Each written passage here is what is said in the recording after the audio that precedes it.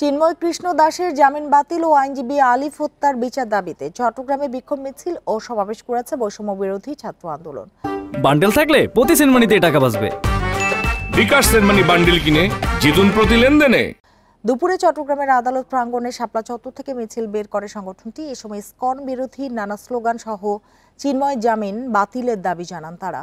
মিছিল শেষে জেলা প্রশাসকের কার্যালয়ের সামনে সংক্ষিপ্ত সমাবেশ হয়। সমাবেশে ছাত্র নেতারা বলেন, চিন্ময়কে জামিন দেয়া হলে চট্টগ্রাম থেকে দুর্বার আন্দোলন গড়ে তোলা হবে। এ সময় দ্রুত আইনজীবী আলিফ হত্যা মামলায় প্রধান আসামি হিসেবে চিন্ময়কে গ্রেপ্তারের দাবিও জানান তারা। এদিকে কর্মসূচি ঘিরে সকাল থেকেই আদালত এলাকায় বাড়ানো হয় নিরাপত্তা, নিয়ন্ত্রণ করা হয় যান চলাচল।